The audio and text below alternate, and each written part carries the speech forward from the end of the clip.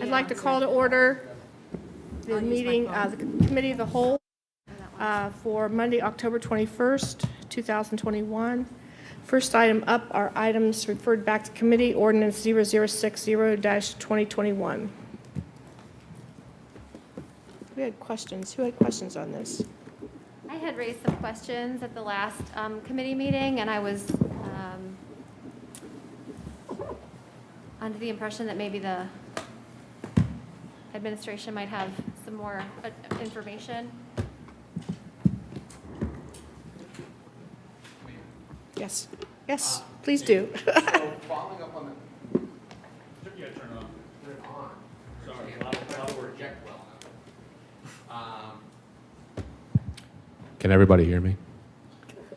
So following up on our conversations, Councilwoman, I had a chance to connect with my staff to reach out to various municipalities related to this issue and to specifically find out what, if any, limiting factors they had in it, what, if any, additional upticks in interest that they've supplied, as well as what potential next steps would happen. I know Councilman Leesburg and I had a chance to connect also after the committee meeting to talk through a little bit from the timing prospect of this.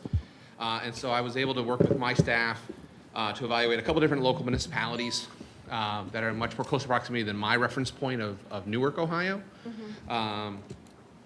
From a high-level perspective, three of our neighbors, Columbus, Columbus has custom legislation around notification purposes of the businesses of 250 feet or so of those proposed dispensaries to be notification-wise. Westerville and Worthington have outright bans across the entire spectrum of those businesses, whether it's cultivation, processing, or dispensary. And then Bexley and Whitehall had no regulations on the book related to one way or the other, quite frankly. Inquiring information around public safety, no municipality was willing to share any data that they may have, both anecdotal or direct, related to those types of businesses as it relates to any of their calls or issues. But that's the level of detail that my office was able to obtain in the last 2 weeks. Okay. So we could, in theory, we could do the moratorium on parts of this, but not all. There's like 4 different activities. Yes, as it relates to these types of this specific industry, there's I think, and I would defer to Mr. Malarski as a city attorney to fact check me on this one on the ORC side of it. But yes, it's cultivation, production, dispensary, and I think there's a 4th category that would fall in line to it. I could certainly pull that information up from the Ohio Revised Code. But yes, you could act on 1, 2, 3, all, none. It's at the council's leisure. And when they say distribution, do they mean distribution from like a warehouse or distribution from a dispensary? Do you know? I don't know that. I mean, I think distribution is distribution, quite frankly. I go to the broader term versus the specific term. And so whether that's like a warehouse distribution into a dispensary or dispensing to the general public, I think they're probably one and the same. It would be very hard to split that hair. So you're asking which of the areas we're trying to put a moratorium on, or this is on all of them right now? So Well, that you can discuss the this differences. proposes all of them, but we Right. were wondering if we could just put a moratorium on like the sale for a year. Oh, Or if we could, but I didn't know what distribution meant. Does that mean like processing from a warehouse and distributing out, or does it mean from a dispensary? That was. It can mean both. It depends on which portion of the section you're in. So I don't know which term of distribution you're using, but distribution can be either one of those 2 things. Okay. Now, with that said, this moratorium, my understanding is so that there will be time to determine which of these, if any, the city wants to have. If you just put a moratorium on a couple of them, that's in essence saying those will not be allowed during this time period, but the others would be. Right. And so, but yes, you can do any of that. This one does it at all. This does Okay. all of them. All right. Is it growing, cultivating, processing, So I actually, distribution? Is that selling? my see staff 3. is better than I am, which shouldn't surprise anybody in this room. They actually had it noted here, the various caveats within this was the cultivation, dispensing or distribution, testing, and processing were the 4 areas under Ohio Revised Code.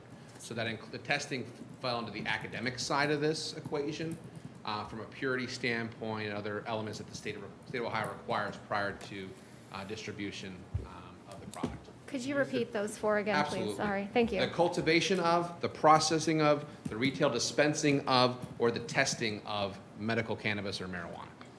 Retail, Dispensing dispensing. or testing of.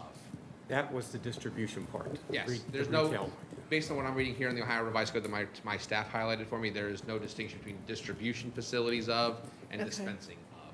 Okay.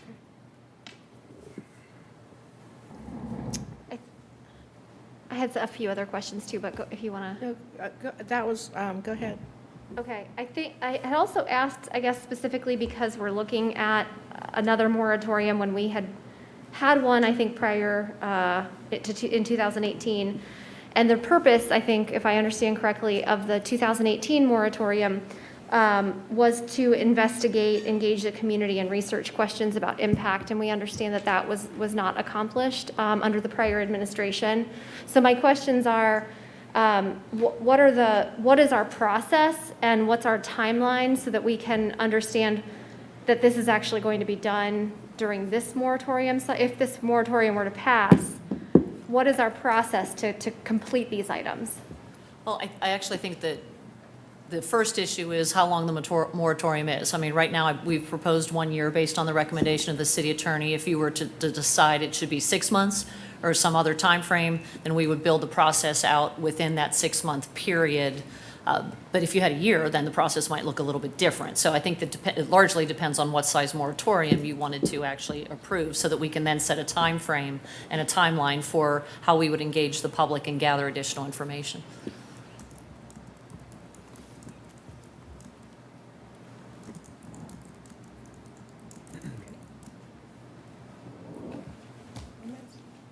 Correct me if I'm wrong, but part of the reason for the 1 year that, part of the reason for the 1 year that you asked was the next 3 months are going to be budget, and then you said the 3 months of the next year would be potentially new people coming on to council. Correct. So that sounds like you're going to be working with council on this, okay? Yes, that would be the plan, So- to help formulate what kind of community input you all would want to see as well. Okay. So if we're not going to do anything with it for 6 months, why do it now and not in 6 months? I get the moratorium would stop anybody from coming in right now or getting a new license from now. I mean, Mm-hmm. Right. if that's the, I think that's the underlying reason for this. Right, because we're getting inquiries about it. Okay. In fact, we received one, I think, the day after the last council discussion. I would recommend to the council, we actually got an inquiry this afternoon from a 2:30 voicemail. The individual was asking the verification of zoning as it sounded to me, and I forwarded it to Mr. Blackford for confirmation as they were trying to pull a final lease to submit to the Ohio Pharmaceutical or Pharmacology Department for consideration related to a dispensary within Gahanna. So we are getting very active inquiries around zoning and allowance of this use within the city. Was it for a dispensary? Yes, ma'am. They specifically noted in the voicemail, looking to open up a dispensary within the Gahanna, and they want to verify certain zoning restrictions for their proposed site in the city. So I guess my question, it sounds like that inquiry is further along than maybe some of the other ones have been. Or, We've received, to the mayor's point, we've received a number of them asking about zoning, asking about sites, asking about possible real estate. This was the first one to specifically tie that zoning verification to a possible lease. You are correct, Council. But we have received multiple inquiries of varying degrees. so if a small business or whatever business size it is potentially, let's say we've confirmed that it's zoned appropriate, it's commercially zoned or retail zoned, and they sign a lease with this business in consideration that they're going to be opening up a commercial business, and then we slide in and issue a moratorium, what liability or responsibility then could the city have? What potential exposure could the city have to that business? Nothing, if they're not zoned for it now and we put a moratorium in place, then they can't be zoned for it. No, that they are, if they are zoned for it today, if they're zoned for, if it's correctly zoned, and they sign a lease in anticipation because we don't have anything passed, what liability is there to the city potentially? Well, there wouldn't be a liability, it's just they could be grandfathered in. If they had already been under a contract for that, that would be the consideration. Okay. And again, I would point out that the big crunch right now, why there's so much interest, is there's a November 4th to 18th window where there's various stages of, I want to say preparedness, if you want to say shovel ready. There's folks that, and again, there's a form from the state that says, is there a moratorium, yes or no? That's the first question. The next one is, are you properly zoned? And then if you check those two, then you will get a provisional license, and then you move on to the other questions. So, as Nate and I talked about this, had a conversation, the City of Columbus, they won't, again, unless you're properly zoned, they're not going to sign that form or anything else to get you a provisional. If you're properly zoned for it, they will sign that document, which you submit to the state, then you get your provisional license. The provisional license at that point, then you can start with the planning and the building and the zoning and all that kind of stuff and keep moving forward, and you get put into the higher priority pile for the licenses. If you're not, you're in just with everybody else that if you get a license and you're still zoned for it, then you can move forward. So again, the big thing is this November 4th to the 4th to the 18th window. There's a limited number of licenses in each county throughout the whole state. There's a lottery, basically, is what it is. So anyway. Mr. Strum, could you share the legislation from the neighboring communities that you mentioned with council? Absolutely. I actually have a paper copy here, and I can certainly forward those informations on. I have it electronically. I can send it. I have it pulled up. I can just forward it from here. Yep, that'd be great. It's just, the nice thing is with the prohibitions, they're one-pagers. The Columbus one is fairly boring involved. So you'll have, I think it's something in the teens page count from their legislation. And then obviously Bexley and Whitehall informed us they didn't have anything on file, so Okay. certainly can't share that information.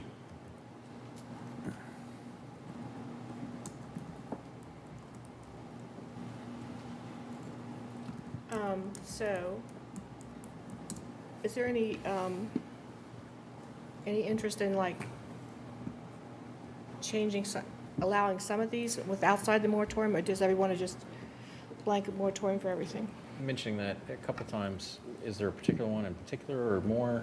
I was thinking Ones- cultivation is just agricultural, it's just As far as allowing or? allowing, or- I mean, And the testing also would probably be high-paying jobs in a laboratory setting rather than distribution. I was thinking more along the jobs thing, it's like it's a, that not necessarily dispensary wasn't, Now, Nancy, I know some guys that grow it, but yeah, I know somebody get caught doing it too. it's in somebody else's cornfield, but that's a completely different subject. Processing, processing. The processing and testing would be more of a laboratory, that kind of thing, and again, more of an office setting. Nate, I think Mr. Strum indicated that cultivation is not likely to occur in Gahanna due to the cost of warehouse space. Yeah, I would say cost of land and controlled warehouse space is going to be a prohibitive factor for a lot of that activity. You're not going to see to be crass, an open field with 10-foot high fencing to do this. You're going to have a kind of a controlled warehouse, and based upon price per square foot, that price point isn't going to be conducive for our price per land typical cost acreage-wise here in the city of Gahanna. I think the more likely scenario would be either on the processing side. Usually the processors are going to be very close to those cultivation sites, quite frankly. So you may have a miss there of alignment. It would be the dispensary and then the testing. Actually, I think the testing probably has the highest ceiling of value for us. I know back in 2017, 2018 timeline when this was originally being evaluated, I believe Hocking College was the primary source of some of the testing infrastructure for the licenses that were coming through. Certainly can reach out to them and find out what their plans are to expand or who else might be in the mix for it. No one has spoken to us, just a level set, but certainly we have an abundance of office space that could easily be converted into a Class A or clean room modulated space to support that level of engagement. But I think those would be the two primary industries that you could touch on in this, the testing side of it or the dispensing side of it. I guess I would be in favor of a moratorium on the dispensing, but maybe the others would be allowable, but That for 6 months would seem to make some sense. I think the only thing I just want to remind is that we are talking about medical marijuana for people who are licensed and who are registered with the state. I do understand and appreciate the points that Chief made at the last committee meeting regarding traffic and that it is a cash business. But I think from what I understand, it's also a high-security business, and that business is, puts out a lot in terms of their own security systems and processes in place. So this is not, it's not a recreational type of, party central. This is a medical facility that could employ potentially a physician. So. I'm sorry, I didn't see you. Stephen. It's okay, it's okay. With respect, please drive by some of these facilities, especially when they're crowded with patrons, please. The other thing that I don't want them in Ward 1. Ward 1 has a lot of targeted properties that can actually be commercialized. That is not something that I want, even though it's medical marijuana. I'm sitting here trying to really have an open mind about this. And there's been discussion about having some type of expert to help us understand. We've been through a couple of meetings where there's been mention of maybe even a resident in Gahanna that has some kind of connections that can help us understand. I'm not going to sit here and try to speculate. I don't want this. This isn't right for Gahanna, and until somebody changes my mind. Period. Thank you. I had suggested that we go to Pierre Louis. Were you able to get hold of him? I will actually admit, between budget and with, I will say, with the family wedding, I did not get a chance to reach out to him since our last council meeting, but it was on my list, and I'd be happy to do so tomorrow, and even have him see if he's available to come next Monday, if that would suit council. I think that would be very good because he knows everything you ever wanted to know, I believe, on this subject, so. Oh, Oh, you're well, here. there you go. I did see you. It's osmosis. Do you want him to speak? You want to allow him to speak? God bless you. Come on up. This is my favorite constituent. Oh, And apparently a mind reader. If this is not asking, you shall receive, I don't know what is. Wow, glad you're here. thank you. I had no idea I was coming here. Great. Really? Well, if you'd like to help us out with this, we. So, by introduction, I'm a Gahanna resident. I'm an attorney, Lloyd Pierre Louis. Been living in Gahanna since 14 or 15. I practice. If you could speak closer to the microphone, like okay. right up to your Part face. So part of my practice. Right up is to your with face. Medical marijuana. Like Right that here? far. There you go. Okay. Yeah, so part of my practice includes medical marijuana. I work with licensees, people applying for licenses, and people who are either, maybe find themselves in the crosshairs of regulations, but try to avoid that. So happy to provide any information I can. Full disclosure, I have a client that is interested in Gahanna dispensary. The voicemail you mentioned was probably mine this morning. Inquiring, but I did not come to advocate for one position or another, more so to get information as to where the city was leaning on the moratorium issue. Happy to answer any question. Well, I guess I might ask this. We were considering a moratorium of 6 months to make sure that we can get things more complete, if indeed we want to do it at all.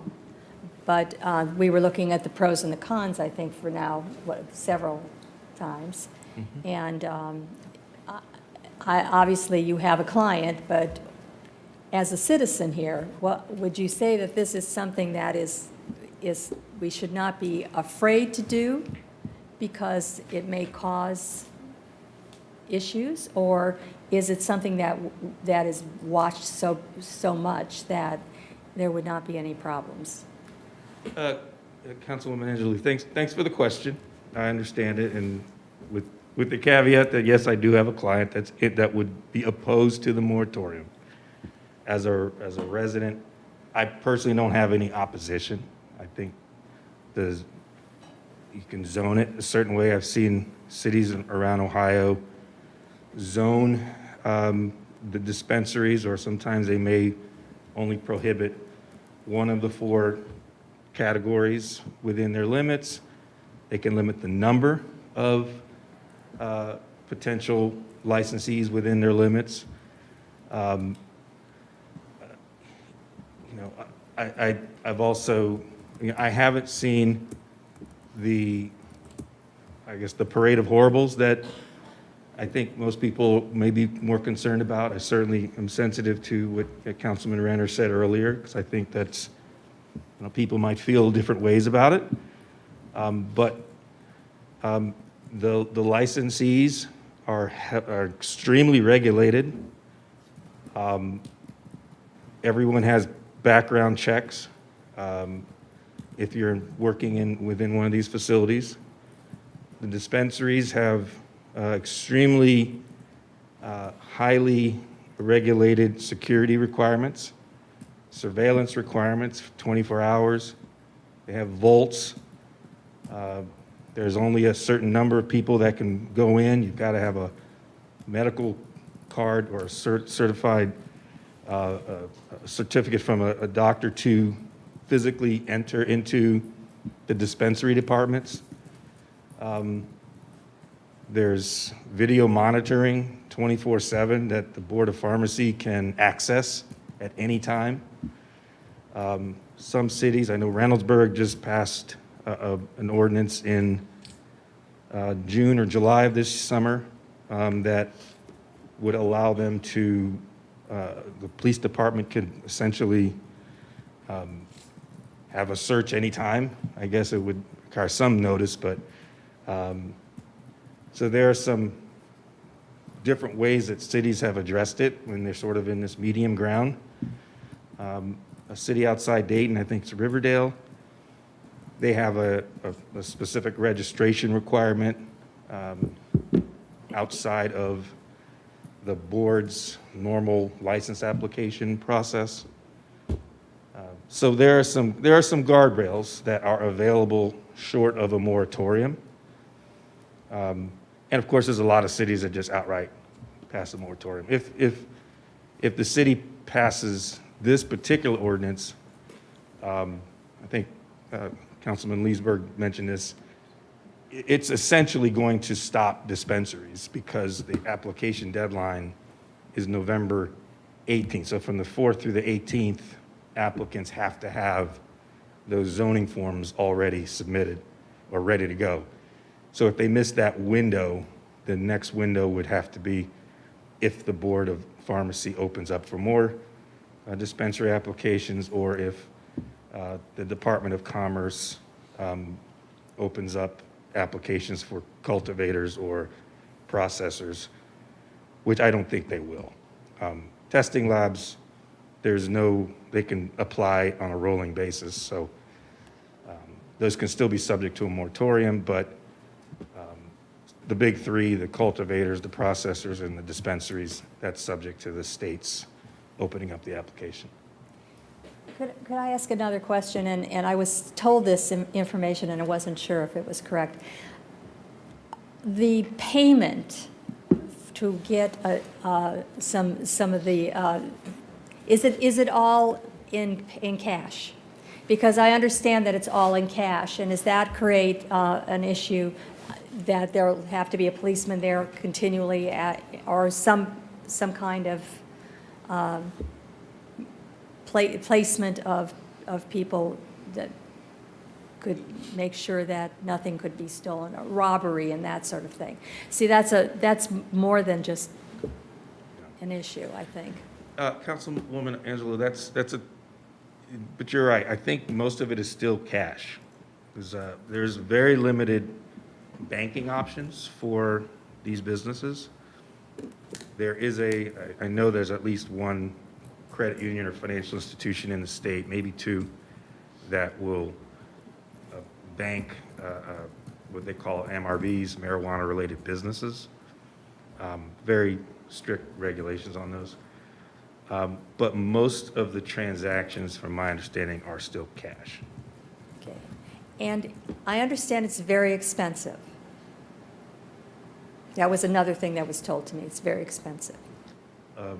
I've seen some articles recently in the Dispatch, Councilwoman, where the price per ounce is considered high. The question is, as compared to what? So presumably, if that's compared to the street value or the black market, so to speak, from the reports I don't know if it's high or not personally, but but my understanding is as compared to our neighboring states, it is higher per ounce. Thank you. You have a question? Yes, thank you so much for joining us and sharing some information with us. I know it's impromptu. Could you share a little bit about the timeline of the process? For example, if a business meets the application window from November 4th to the 18th, what then happens? What's the typical process? And when would we expect, if a business were to meet that criteria and if they were to get the license from the state, when would we expect doors to be open on that business anyway? Great question. Councilwoman Bowers, the process will go as follows. In this time around, it's a little different than the last time. The last time, this was all sort of a merit-based competition. This time, the focus is on securing property and having enough capital to open your operation. So sequentially it goes application, let's say is submitted on November 4th. That means that between now and November 4th, you've established there's no moratorium and you've got proper zoning and your form is completed. It gets submitted. The Board of Pharmacy will then vet for other things, making sure backgrounds are okay and other objective factors. They've reported, they being the board, that they will have some form of a drawing, almost like, they don't want to call it a lottery because I guess a lottery is defined in Ohio, but there's a drawing that would be capped by the number of potential dispensaries in a district. So the board has only permitted a certain number of dispensaries to exist in a regional district that they have drawn. So Franklin County, for example, is a district. So 15 total dispensaries, I think, is the number. So if somebody's drawn in a particular district, they will be the provisional licensee. So the timing is around mid-January for that. Then they have 270 days thereafter to construct their facility and get what they call a certificate of operation, which is the actual license to purchase product and sell to patients, qualified patients. So hope that helps. Any other questions? You have questions, Steve? I do. Are you Okay. done? Are you? Yeah, Um, go ahead. Thank you for stepping up out of the crowd. I want to preface this with the fact that I fully am cognizant and aware and sensitive to the fact that people have prescriptions for this. This discussion is not about that. This discussion is about, do we want a dispensary, because I feel like enough people have already ruled out maybe the cultivation and the processing for obvious reasons. maybe testing is something that's doable. But so my questions are probably going to be understanding the nature of the business. It's market-oriented. Would you be able to answer those, or would you believe, are you an expert in that? Councilman Renner, I will not say I'm an expert. I spend a lot of time working with the folks who are in the market on the license side. The operator, your clients are people who want to build a dispensary. Yes. So we are only contemplating this because we are sympathetic. I believe that all 7 of us are sympathetic to the fact that there might be Gahanna residents that have prescriptions for this. In fact, I shouldn't say might, I'm pretty sure there are. But that's not what we're talking about. So when Columbus already has a dispensary that's very near us, and when there are dispensaries coming up around Gahanna, I have to ask, why? Why Gahanna? Why are people interested in opening up a shop here? Not to mention the fact that we should, all remember that Gahanna has worked very hard on a marketing thing that we're the herb capital of the United States. Do we really want that? But that's a side discussion. Councilman Renner, it's a great question. It's a great question. I'm not, part of my practice, I do not go out and find locations. So, and I know certain businesses will identify communities because of population. It might because of where patient counts are coming from. I can share this with you that when the Board of Pharmacy released its the announcement that they were going to expand the number of dispensaries, it was based upon the number of patients that were registering. That number had been increasing rather substantially in the last 12 months. And they broke down by district the number of patients per dispensary per district. So the number they came up with for each district was based upon surveys and registration, actual patient registrations, number of recommendations. Now, I don't know the breakdown, quite candidly, city to city, because they only gave us district numbers. But, I can't tell you why Gahanna, other than, That's fair. I live here, I like it, but it's got nothing to do with my clients. And Understand. Just for the record, I have other questions that are sort of probably around similar type of questions. Public safety, because I drive by the one, as I stated, on Cassidy. Yeah. It's pretty. You can't tell me that there's not a public safety element that we should be very cognizant of. But I'll just wait till we decide to ask other questions. Thank you, Madam Chair. I just going to want to reframe what we have in front of us. I don't think any of us are going to sit up here and be able to make the decision whether medical marijuana is right for Gahanna in the next, let's call it 20 minutes that we debate this. The ask that is in front of us is whether or not it makes sense to allow the administration, staff, along with the police department to investigate this and come to a thoughtful conclusion as to yay or nay on any one of 4 various uses here. I don't think it's unreasonable to grant the time in order to do that. I understand that there is an application window. However, if this market is growing as fast as it appears to be, there will likely be another opportunity to do this. I don't know if that's a year or 2 or 3 down the road.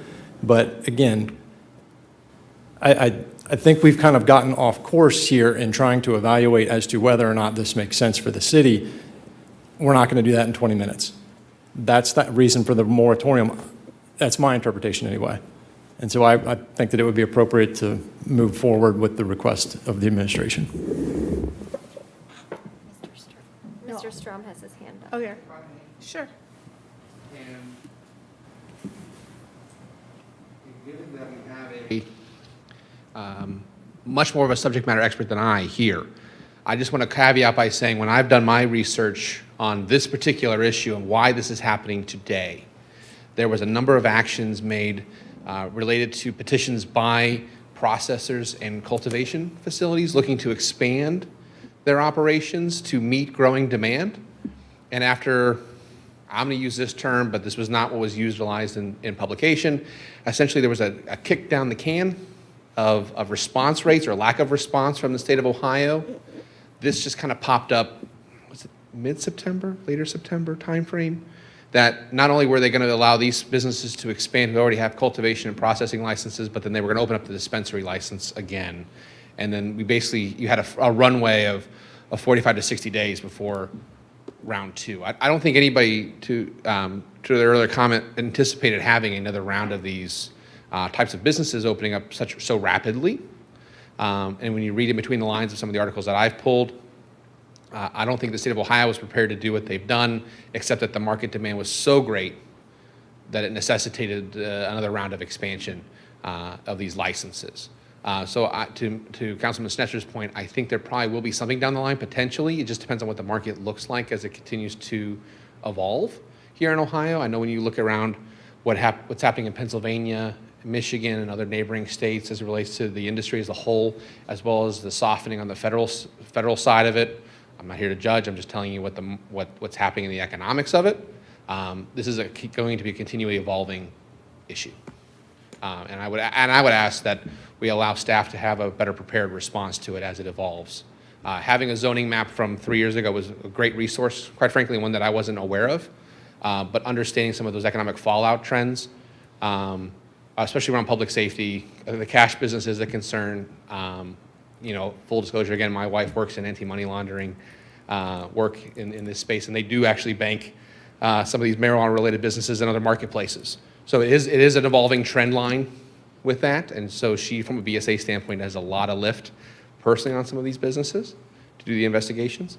So I mean, it's a moving target, regardless of what side of the ledger we wanted to be talking on.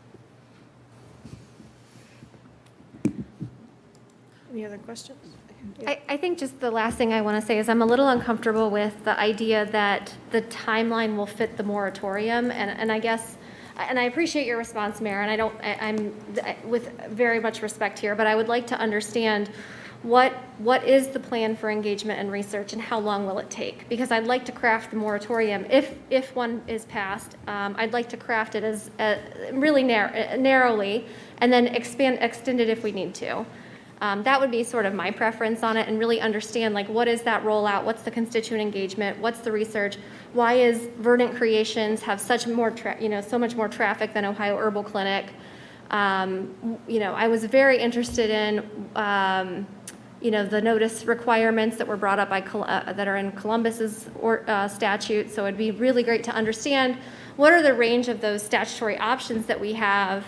And how quickly can we sort of roll that out and implement it? I understand that any moratorium that we put on right now is going to miss this window of applicants. So, and exactly, that was the point of the moratorium. To Councilwoman, thank you very much. And to Councilman Schnetzer's point, I mean, that was the reason for the ask for the moratorium to begin with, is to have time to pull sample ordinances, other statutes that are in place another time. And honestly, thank you very much. I was going to call you tomorrow, apparently. So glad you got that osmosis message. But even just to hear the few sample suggestions that you threw out, Reynoldsburg and Riverdale, as to the parameters or guardrails that they have put into place as creative ideas to try to create additional controls, so to speak, in how these businesses, either what they can or cannot do. So just to have the time to look at that and to have a thoughtful discussion with council. In terms of community input, we could certainly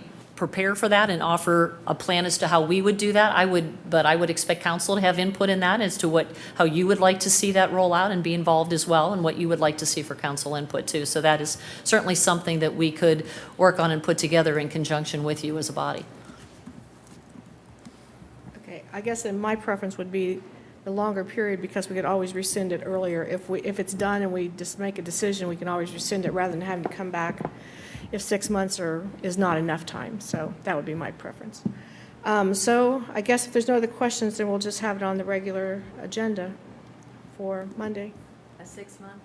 No, It's written as a year. it's written Karen. as a year. Okay. The only question I have is, should we change this to the actual 4 terms that Nate brought up, as far as like the cultivation, processing, retail, distribution, and testing, rather than the 4 things that are in here in the ordinance?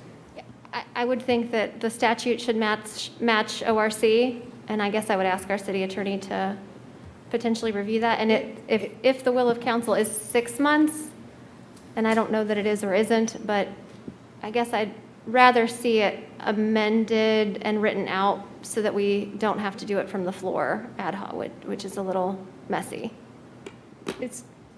The wording is not the same. I don't know that it has to be. I just know that that's not the wording.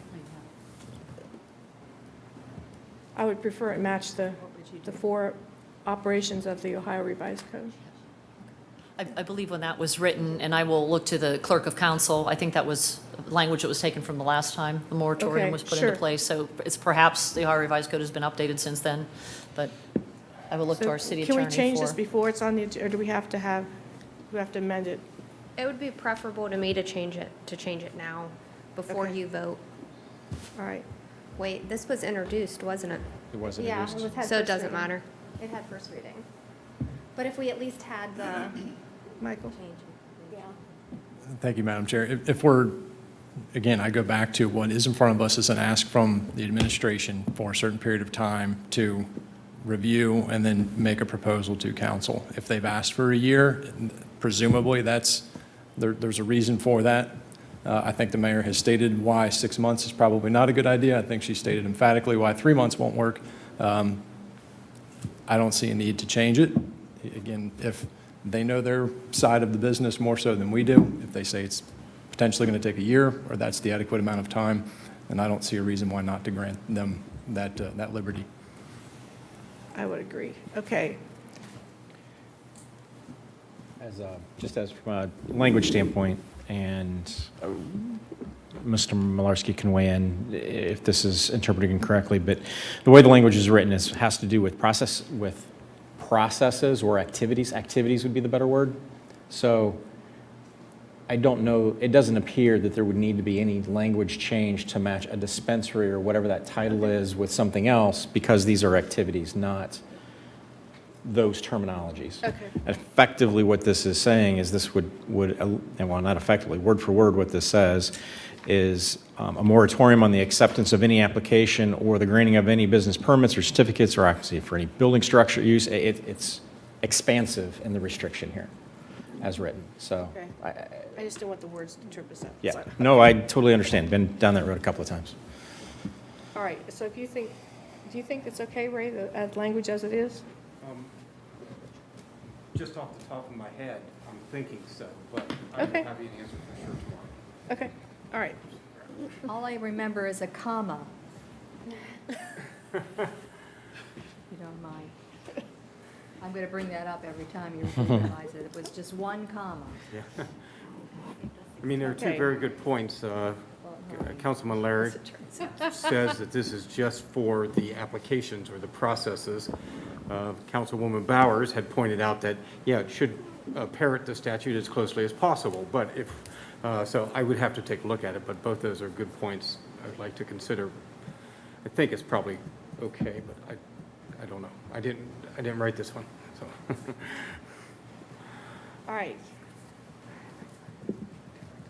Okay, so this will be on the regular agenda.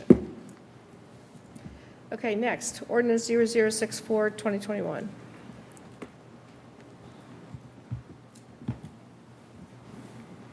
This was coming, I don't remember why it was coming back. This is the The voice phonage. contract and just looking for additional information. I can continue. Okay, sure. Kevin, Mr.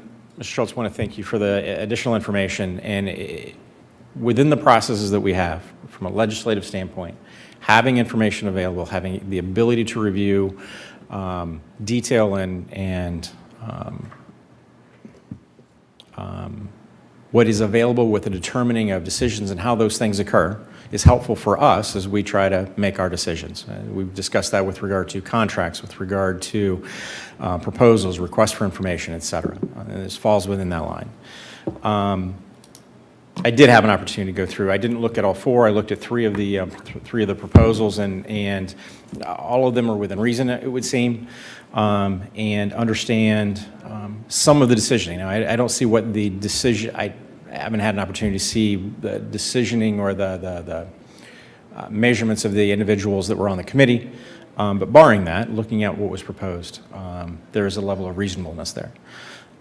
So, in short, thank you for the information. It's, again, always helpful sooner and easier when that stuff is available. And at this time, I don't have a material question with regard to, in addition with regard to this contract. Any other questions? Okay, so this will be on, you okay with this being on consent agenda or I regular? put on regular. Regular, okay. Okay. All right, thank you. Thank you. All right, next, recommendations from the Planning Commission. Ordinance 0066, 2021. Good evening, everyone. Michael Blackford. I'll cover the first item from Planning Commission, the rezoning request. On your screen right now, you'll see a location map. The blue line here that goes through the center of the screen, that's Taylor Road. So the subject property we're here tonight is on the south side of Taylor Road. It's about a mile east of the intersection with Morrison Road. There's a little zoomed in of the subject property. It's just over an acre and a half. It's currently zoned OCT, which is Office, Commerce, and Technology, and PID, which is Planned Industrial District. The surrounding properties, if you go adjacent to this, to the east or to the west, those are actually residentially used properties. It is OCT to the south. On the north side of Taylor Road, it's all residential development. The light green you see to the north, SF3, that is actually a fairly similar type of zoning and lot size that's proposed here tonight. Again, the rezoning it from two different industrial zonings to MR1. That is a two-family zoning classification. Conditional use allows for single-family as well. They did have a conditional use that was approved. So if this rezoning is approved, you could see single-family or two-family development. There is an existing residential home on one of the parcels involved. That home has been there for over 100 years. So what we have is a historic use of the property being residential with an industrial zoning that is kind of grandfathering like we talked about earlier, or non-conforming uses. So the rezoning would make this consistent with the historic use of the property. There was also an additional home on the property that was demolished about 5 years ago by the fire department. They used it for training. The developer is here tonight. They do anticipate 4 lots. That's about 2.5 units per acre. It's fairly, not overly intensely developed. About a third of an acre lot size, which is fairly similar to the properties I showed earlier across the street that were zoned SF3. When we talk about rezonings, a lot of times we like to talk about what's allowed now compared to what would be allowed if the rezoning were approved. In this case, I can honestly say that the way the zoning code's written, there's too many uses for me to actually list out. There's hundreds, if not thousands, of uses that are allowed within the Office, Commerce, and Technology zoning classification. The typical uses we would see would be office, medical, industrial, warehousing, manufacturing, things of that nature. Realistically, it's just not feasible on this property. I'll go into that here shortly. But the MR1 zoning, there's basically 2 uses that are allowed. Those are duplexes or single family. Why the property is really not developable under the current zoning, there's a few reasons. One, the property depth. It's about 170 to 200 feet in depth, but there's topography as you go south of Taylor Road. There's the Central Park Reserve. It's about 30 foot of drop. So out of that 170, 200 feet, there's actually very little that is actually buildable. And when you factor in the required setbacks of the zonings that are on the property, kind of varies by use, but you would have about 100 feet of setbacks that would be required. So when you have a 170 foot wide lot, or sorry, deep lot, 100 feet of setbacks and then topography, it's really not feasible to be developed. I can tell you from a firsthand experience, working at city, several years ago, I would field a couple of calls a year on this particular property. There was never any serious development considered of a commercial, industrial nature. Again, it's just really not feasible to be developed that way. You can see here the setbacks and the building height are significantly less intense for a residential. So again, in staff's opinion, this would be a more compatible type of zoning on the property. This image right here, this is how the developer anticipates dividing up the property. 4 lots, it's 2 parcels now, so you're really going from 2 to 4.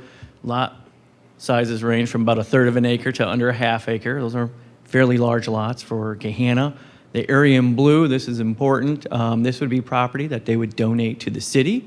To the east and to the west of the area in blue is the Central Park Reserve. That's property owned by the city. There's a walking path that you can kind of see outlined here on the survey that's on their property. So this would be linking up sort of the east and the west side. Again, that's something that the applicant is offering to do. There is no requirement to do that. Some staff comments here. These are kind of in your staff report, but I'll go over them very quickly. Really, this zoning, if granted, is less impactful in a number of ways. One is traffic. 4 single-family homes compared to office type of development. Usually you get about 10,000 square feet or so an acre for office. The types of impacts from a traffic standpoint would be about 4 times that of what they're proposing here. So this would be less traffic. There's environmental considerations because of that Central Park Reserve. You have a lot, significantly less of a development footprint when you're dealing with single family compared to industrial or commercial. So it'd be less impactful to that natural area. Certainly lighting and noise, again, a lot less activities going on with the proposed development compared to what could be developed. Again, staff comments, it's consistent with the historic use of the property. For over 100 years, there's been a home on one of the 2 parcels, and the other parcel had a home as well. The land use plan does designate this property as professional office. Professional office really does flat out discourages residential uses, except when abutting existing neighborhoods. There are residential developments around this. Whether they're abutting or not, probably not, but they're in very close proximity. But the land use plan is meant to be a guide. It's not a mandate, like zoning mandates. It's law. The land use plan is a guide. And the plan does recognize the need for new residential development. About 90% of the city's residential development was built prior to the year 2000. And so we have an aging housing stock. And then our economic development strategy also recognizes that we need more residential and sort of newer residential that meets the changing demands of the workforce. Planning Commission did see this request just under 2 weeks ago. They recommended approval. It was a unanimous approval, and they also approved a variance to allow for some reduced setbacks because of that existing residential structure and a conditional use to allow for single family. Those are only valid if the rezoning is approved by City Council. With that, I will be quiet. I'll be here to answer any questions, and the applicant, Mr. Jordan Fromm, is in attendance as well. Thank you all very much. Thank you. Questions? Michael? No, but it's nice to see Jordan here. Take that mask off so I could say hello. It's good to see you. Thank you, Madam Chair. Mr. Blackford, thank you for the presentation. So I just want to touch on a couple of points. You had stated in your presentation, your prepared remarks, that the future land use plan does show essentially that entire corridor south of Taylor Road is being developed as commercial, and I can understand some of the challenges with the topography.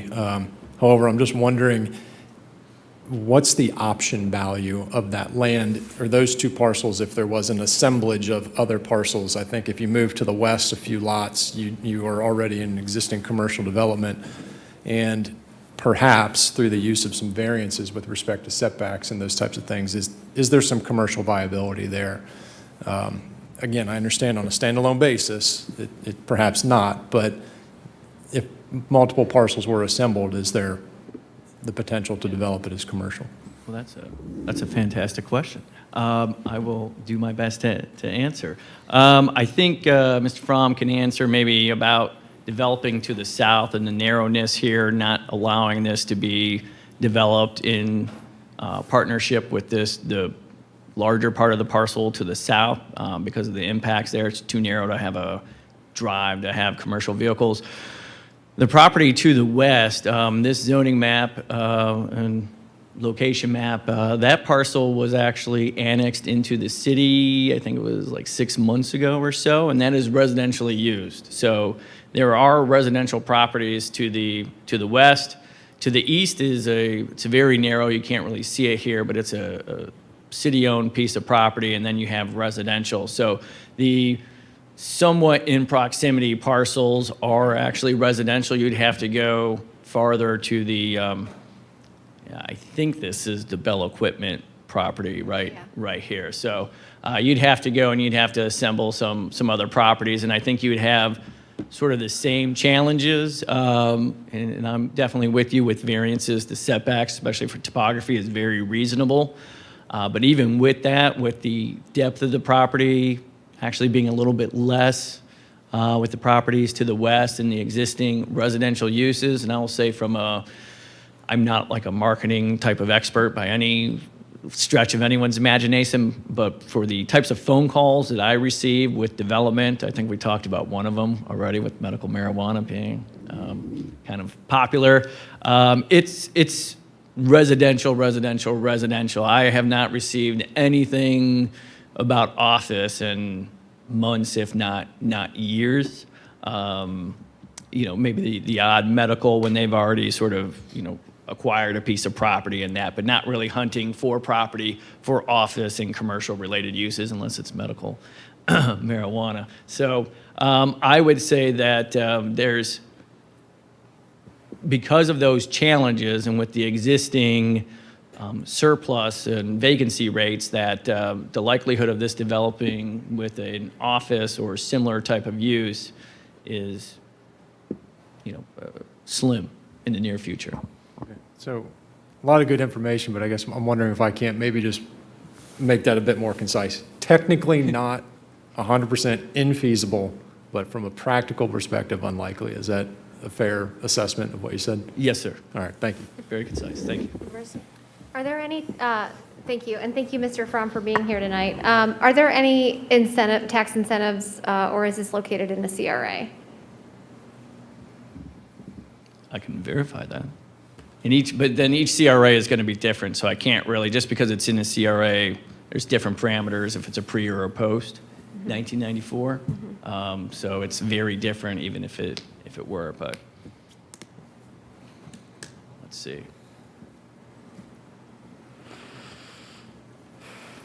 Like any good planner, we're always prepared, so we have a map ready to go. Layer. CRA. It's thinking. Spinning right here.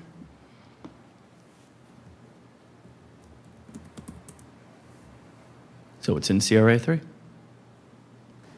Now, residential development's going to be considered differently than commercial development, but yeah, there is a CRA.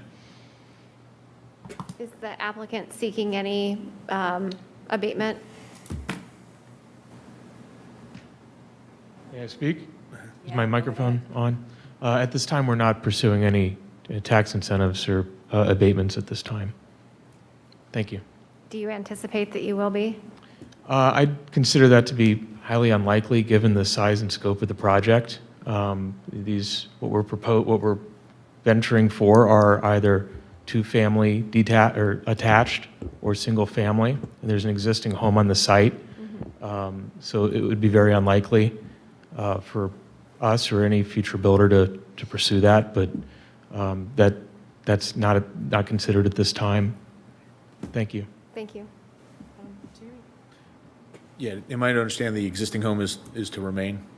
That's the intent. If we choose to sell that house, it would be sold under a conforming zoning use, and any future homeowner may choose to do what they will with that property. But we intend to transact that home either by being held or being sold as the house being standing at this time. Okay, thank you. Ms. Blackford, you mentioned Planning Commission granted some variances for setbacks. What were those variances? It was a front yard setback for the existing home here, kind of depicted on Lot 1. It doesn't meet any, I think it's 27 feet, and it needed to be 30. And then the garage, I believe, is what this is. Their accessory structure was like 1 foot off the property line. So it's not conforming with any zoning. They had a variance for that. And there was also a variance to allow the conditional use to a lifespan of 3 years. Because conditional uses expire after 1 year if you don't Understand. use it, so they have a 3-year. I guess to piggyback on Mr. Schnetzer's question, we granted variances obviously for this house, but again, it's because of the existing condition. Are those variances across the entire property or just for the existing structures? They were specific to the existing structure. Okay, so they don't apply, so we'd still have the same setbacks and everything else. We didn't grant the rest of the. Correct. Okay. As I say, if we granted variances, that makes commercial use more viable if we got rid of the front setback and those kind of things on the other parts. But if we didn't, then we're back to the same place we were. Okay, thank you. Yeah. I'm done, yeah, thank you. Mr. Fromm, thanks for coming this evening. Thank you. Splitting this from 2 to 4 units, or property units, and in all likelihood is a single family, or you're still exploring? Well, as Mr. Blackford presented, and again, first I want to thank everybody for having me this evening, and Michael, thank you for taking the time to present for us. We sought the 3-year conditional use on single families so that we can adequately market these home sites, and we're going to assess what the market is looking for, whether it be single family, whether it be duplex for build and rent, fee simple condo. We certainly looked at density as much as we could in the first place, and it brought us back to where we were when we thought about residential, which was lack of buildable space. To Mr. Schnetzer's, or Councilman Schnetzer's point about the assembling of land, I have to compliment you. Think the way that we do, and that it was not feasible. No matter how much land we could acquire from the west and the east, we would still have the issues with not only topography, but being landlocked with the conservation zone to the south. So we've believed that the market will respond well to having conservation to the rear. We believe the city and its waterways and natural areas will benefit from a lower use or lower intensive use. And we wanted to have the flexibility to present housing sites to the marketplace that were not dense, although we originally considered that. So we'll see what the market determines as far as what's in demand, but we believe that delivering a residential product that's consistent with the neighboring uses is priority number 1. Certainly. And then the other question is, do you have an expectation of where the price points will end up being on these units, or what you're kind of targeting? Well, we're targeting market rate product. Certainly we want to maximize the value on these sites. We're already helped by being bordered by that conservation zone. Buying a home without any homes or uses directly to your rear is a big advantage.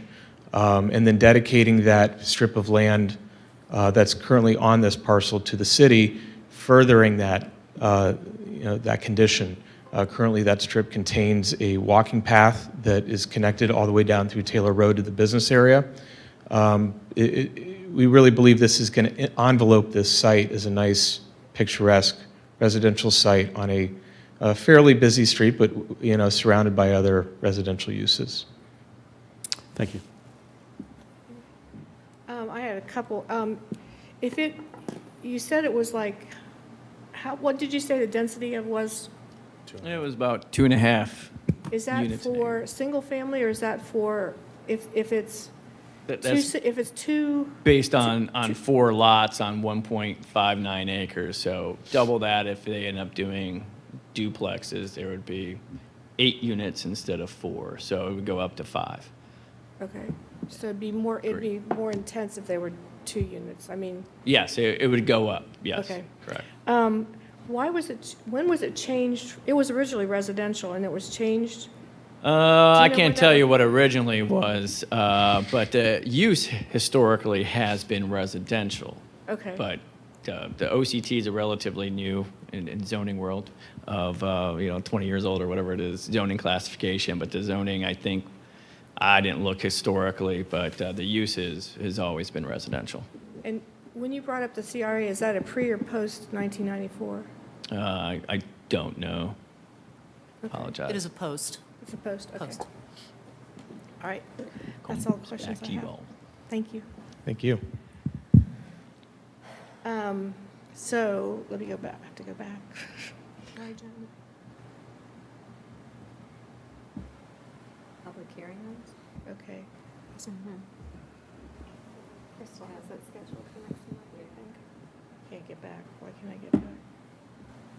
Double click. Try that. There's no emergency or waiver or anything on it? No, there's a public hearing scheduled, I think. I'm sorry? There's a public hearing scheduled next month on this. Thanks. Okay, so this is, would we just put this on for first reading then, or just, do we have to wait for the public hearing? We're requesting to have this on November 15th as the first reading, and then the second reading and public hearing would be December the 6th. Okay, all right. Everybody okay with that? Yeah. All right, okay, thank you.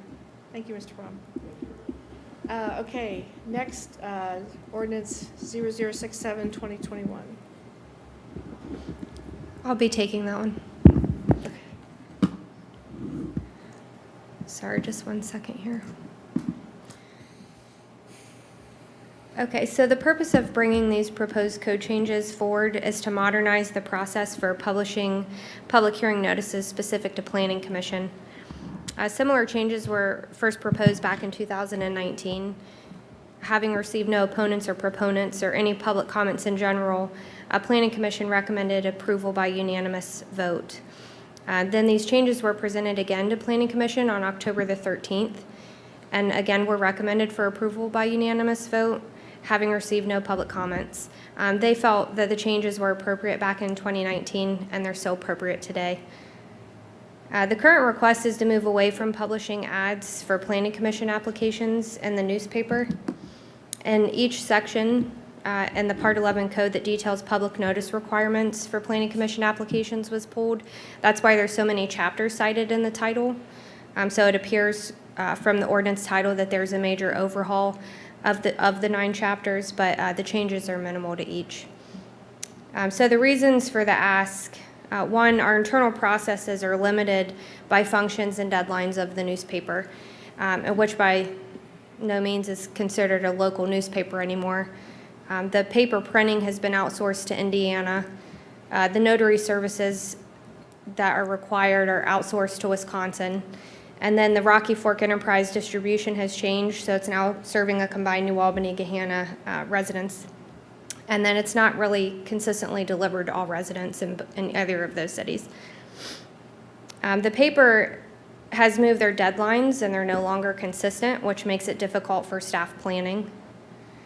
And in order to process weeding the applications in some instances up to 3 to 4 weeks before a planning commission meeting, just in order to meet those newspaper deadlines. And if the code changes, we can greatly reduce the applicant wait times, but still have the notices out in a week preceding the meeting or 2 weeks, depending on the type of application, by posting on the official city website and ancillary outlets. We would be cutting out approximately 2 weeks minimum of dead time for applicants. And then the cost of running ads in the newspaper continues to increase while there are numerous other options for publishing notices at zero cost to taxpayers, which are more effective in reaching people and in larger numbers. And then earlier this year, the Ohio Municipal League provided testimony to the Senate Finance Committee. It was part of the House Bill 110, the budget bill. So they were calling for leaders to ease the municipal public notice requirements for the items required by Ohio Revised Code, which again, these sections that are before you tonight are not part of Ohio Revised Code requirements. But they did this because the current requirements are antiquated methods. They predate the internet age, and so we have, and I think they were published in the 80s is when they first came out. So they're pushing for those now, and so I feel like it's a good time for the city to move forward with these modern changes. So if you look at the current conditions and consider what COVID has done to the community, it's forced governments to modernize communication methods by using things such as official websites and social media. And it's forced offices to find creative ways of reaching the public, and it's forced the public to utilize other methods for obtaining information. And the last attempt at modernizing this process was prior to COVID. It was prior to a major telecommuting wave, but also because of COVID, we've gotten better at communicating electronically, and residents have become, I think, more receptive to that. So in summary, by removing the requirements to publish notice in a local newspaper, we increase internal efficiencies, provide faster customer service to applicants, we reduce costs, all of which results in more effective communications for our residents. Thank you. Any questions? Not so much a question, but just using the official website and electronic means of communication certainly is efficient and broad-based capability for the population to see, as well as maintaining a prominent location here in City Hall, provided for those folks that don't have access to the internet or prefer that path. So both ends seem to be covered. It's a very good process. Thank you. Thank you. Any questions? Okay, so are we okay? Consent? First reading, no need to come back to committee. Are you okay with consent? All right, consent. Thank you very much. Thank you, Crystal. All right, next, items from the Department of Administrative Services, Ordinance 0068, 2021. Good evening. I have two items today. The first one is a request for an ordinance for the mayor to sign the amended and reinstated Central Ohio Healthcare Consortium Joint Self-Insurance Agreement. This ordinance is needed so we can continue to be a member of the COHCC. The Joint Self-Insurance Agreement is on a 3-year cycle, so the current agreement expires at the end of this year. The rates for 2022 plan year have already been voted on by the consortium, and the city and the rest of the member entities of the COHCC will have a 0% increase in rates for 2022. Any questions? No. All right, so then we're okay to move this first reading. No need to come back to committee. Consent? Okay. All right, thank you. Next one. The second item I have is an ordinance to have the mayor sign our agreement with Sedgwick Claims Management Services. They are our third-party administrator for the city's self-insured workers' comp program. This will allow the city and our employees to continue to use the services from Sedgwick without disruption. In my report has the price increases for the 3-year contract. How the rates are set by our third-party administrator is they look at our actual usage of workers' comp claims from September 1st of 2020 to August 31st of 2021, and then they project the cost for their services. This also includes a flat fee that's determined by the state of Ohio that we're required to pay since we are self-insured. We have been self-funded since March of 2011. Okay, any questions? Seeing none, are you okay with first reading? No need to come back to committee and consent? All right. Yeah. Thank you Thank you. very much. Okay, we'll go back. Okay, next, find my place here. Items from Department of Public Service and Engineering. Good evening, everyone. I'll be presenting the first two items together as a combined item. It is our annual code updates and revisions So as a brief recap, every year our department reviews code and fee schedules for necessary updates and revisions to ensure that they remain current and applicable. The code changes requested for this year are routine annual changes and are minor in nature. An outline has been attached of the proposed changes along with red line versions of these changes. They are being brought forth at this time due to timing of the receipt of proposed rates for City of Columbus, as well as aligning with our budget. We diligently worked to get this in place so that it could be passed this year. Unfortunately, we forgot to update the report to say that we do not need a waiver. So I just want to clarify that we are not seeking a waiver tonight unless council would like to approve it as a waiver, but we do not need it. So jumping into the summary, I'm going to briefly touch on this. I'm sure you don't want me to bore you by reading through all the code. So as a recap, in 2018, the Water Operational Fund received a $1.2 million loan from the general fund, and that was to pay the City of Columbus back charges due to a slow-running water meter. The water rate increases to cover this additional expense of a fully functional meter, as well as the repayment, was spread out over the past 7 years to reduce any sharp spikes in rates. The water operational rate increases have now normalized, and we're happy that the final general fund repayment will occur in 2023.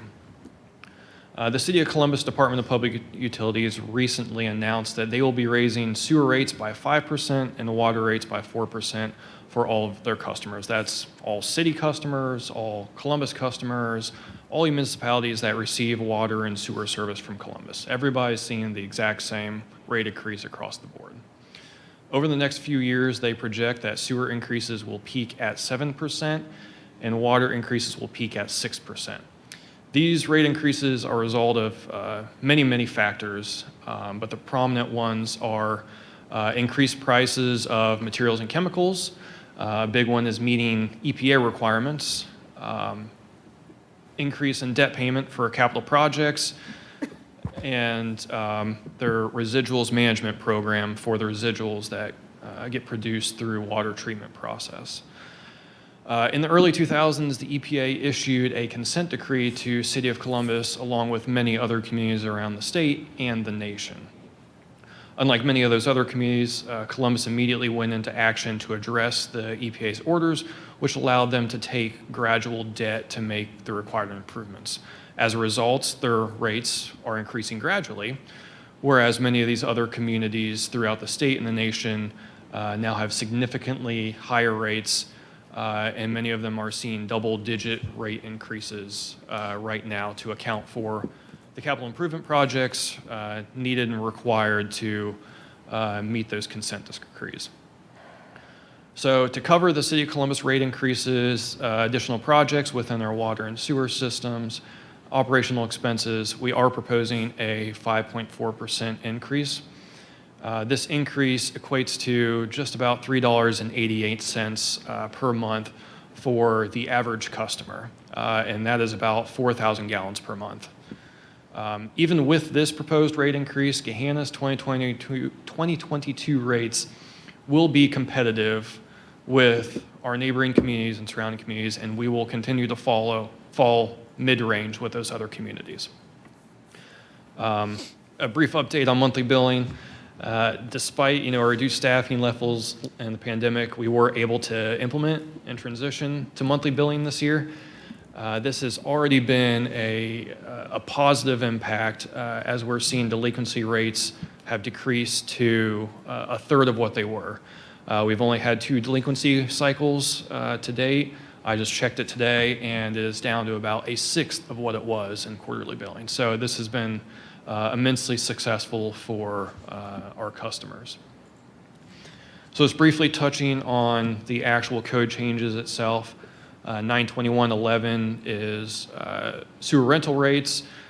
So the sanitary sewer operational rate is proposed at $8.66 per 1,000 gallons.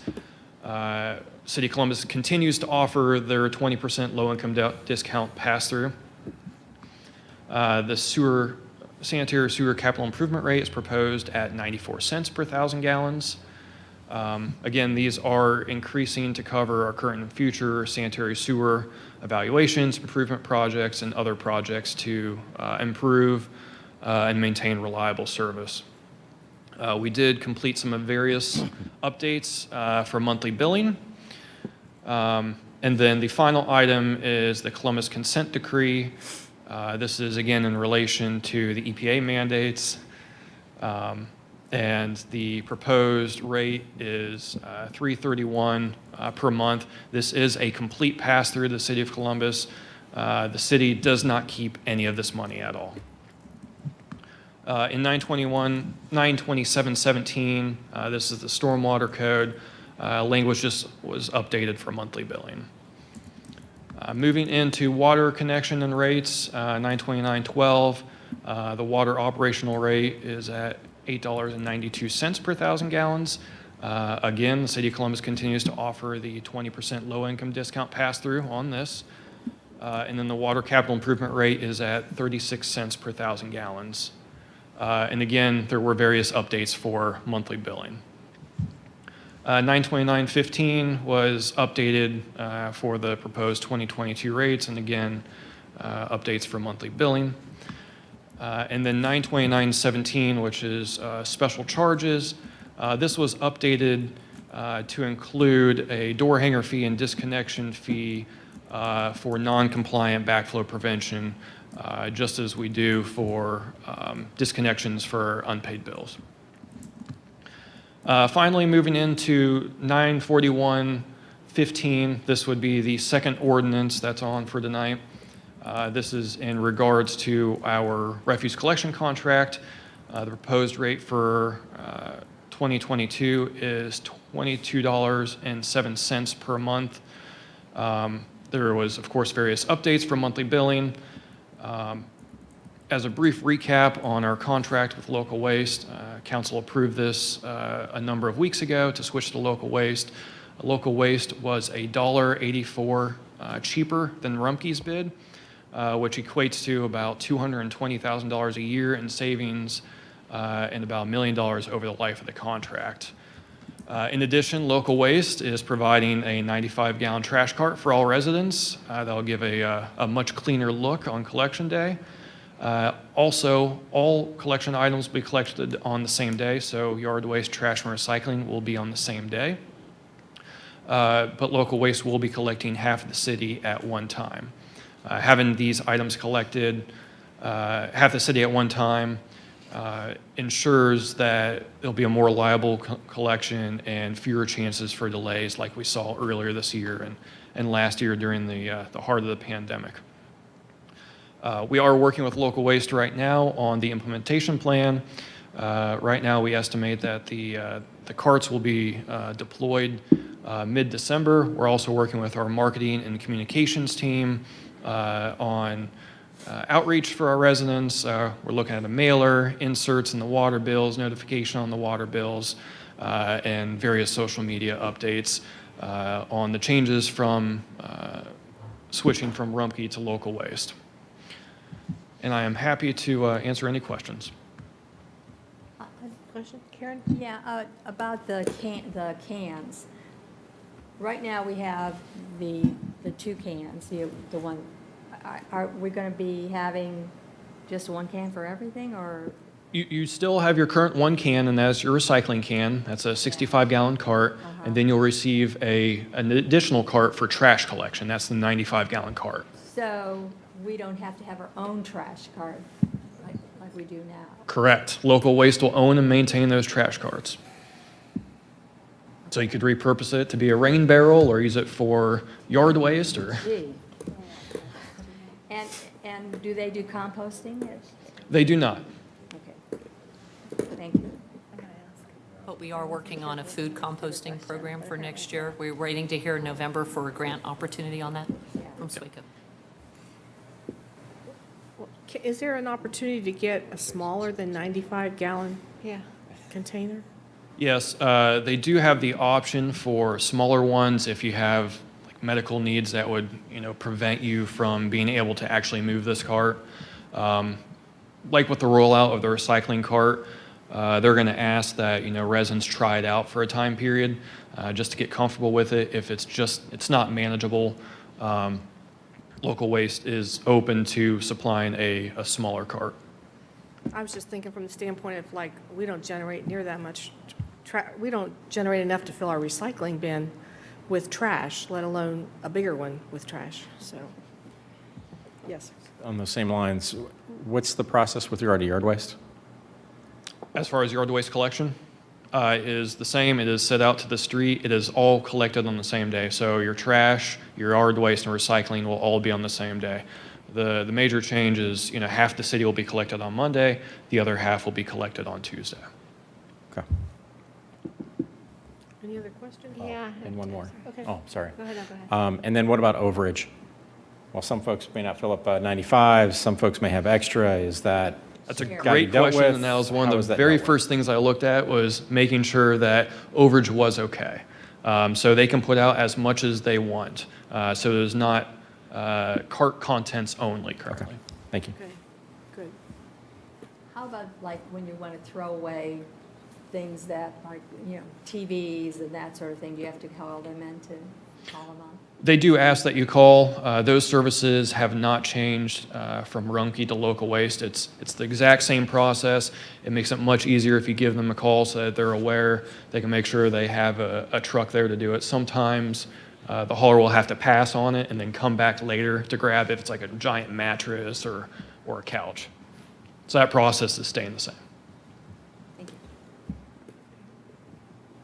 Any other questions? Yeah, I have one just kind of maybe easy question. What's carryout service? So carryout service is the hauler will walk up to the residence, to the house, to the front door, collect their waste, and then put it in the truck. We have very few residents that pay for this service. There is also a provision available for a handicap carryout service to where it is at no additional fee. And we have a few more. I think we only have don't quote me on this, it's like 4 carryouts currently. And I think it's like 15 to 20 medical carryouts. Okay. And then the second question, I guess, is you're not recommending any edits to 941.02 garbage receptacles required. I just wasn't sure that if there's no edit to that section with the provision of local waste bins. No, we're not looking at that. I looked at that section, and the importance of that section is that you are putting your waste in the bin, and so the local waste contract is making that easier for our residents. Okay, any other questions? So we will put these on for, it's waived second reading. He said, don't worry about that. We don't need that. Oh, that's right, you said you don't need it. I'm sorry, I'm just looking at the thing. Okay, so we'll put it on for first reading, no need to come back to committee, and then on consent. Everybody was okay with consent? Is that for all three? No, just the two. Just first one? First The two. Okay. Yeah, that's fine. Okay. All right, thank you. Next, we have a motion, 0016-2021. Thank you, Councilwoman. This is a motion to authorize us to seek a permission to bid for the Cherry Bottom Road Stabilization Project. This is work that is to stabilize 2 slopes along Cherry Bottom Road, one closer towards Johnstown near the Methodist Church, another one further towards the north, down the hill and kind of around the curve up towards Academy Park. These 2 locations have been undermined by streams adjacent to the road, and the bank of the road is slipping downhill a bit. So we funded this project as an emergency through the budgeting process last year in 2020, and we are expecting the final plans and permits to be in place upon November 30th. So we are here before you today seeking permission to bid so that when the time comes that we are ready to push that out and seek a contractor to do that work, we have our ducks in a row and can do it as soon as necessary. Was there a grant on this? There was a grant application. It was putting, I believe it was Congresswoman Beatty's office was pushing for this project through the federal infrastructure bill, and we have some reason to believe that that is not moving forward as seamlessly as It's in the may have one been that's not thought? here yet. Well, it might be. It might Right, still go. right. It's being held up right now. Jennifer Six, who I engaged in my office to assist with grants and helping us with funding opportunities, had reached out to Congresswoman Beatty's office last week, or was it last week or the week before that, John? I believe it was the week of the 12th. Yeah, so it was October 14th, right? I honestly think it'll probably go through if they do the. It's going to be a matter of timing. There were parameters around that funding in terms of where we were with the status of the project, if I recall correctly.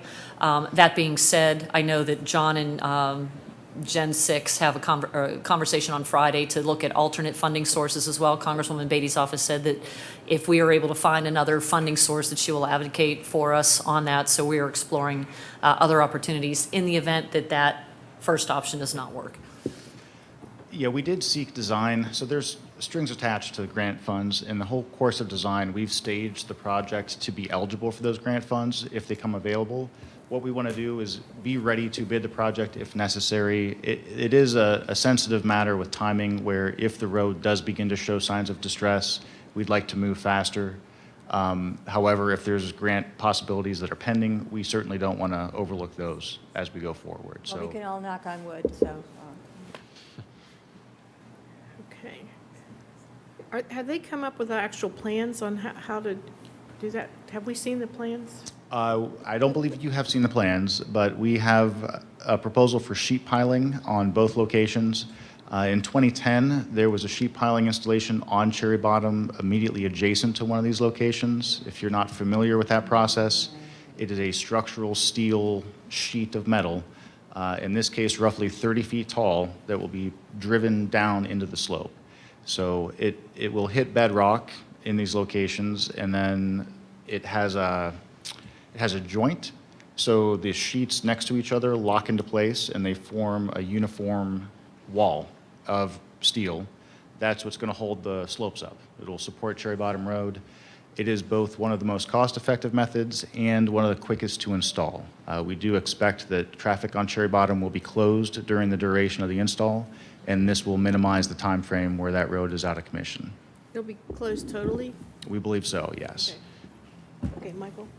Thank you, Madam Chair. I think Councilman Leesburg will back me up on this. When we were onboarded in 2014, I think it was Carl Weatherhold at the time, said that this was, this was potentially one of the issues that we were facing. And I think we even covered this when we established the emergency reserve policy as what would be an example of a big ticket item that could happen on an unplanned basis that would cost us, several $1 million. As somebody that lives over that way, I get a daily reminder as I commute of the temporary measures that have been put in place to hold that road up. I would just ask my colleagues to move this forward as expeditiously as possible. I would second that. Okay, so this is just a motion, so you all okay with this on consent agenda? Okay, thank you. Thank you, Thank you John. very much.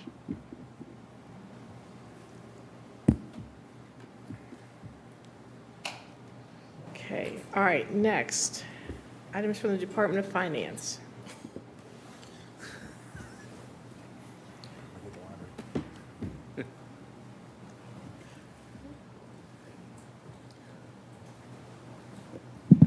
Good evening. I have one action item for you today. It's a resolution to transfer appropriations within the CARES Fund. Ventilation is an important part of dealing with the pandemic and kind of putting in measures in place to improve air quality. So we would like to have the vents cleaned. In order to do that, we have to transfer some appropriations. Excuse me. There is also a need for additional PPE equipment and cleaning and sanitizing. So there's a small request for additional transfer to materials and supplies also. Any questions? All right. Okay with consent agenda? Sure. Okay. All right, thank you. Yep. Then the last thing that I have is the update item. So you all should have received an electronic copy of the 2022 budget. Next Monday, we'll do the formal presentation of that budget.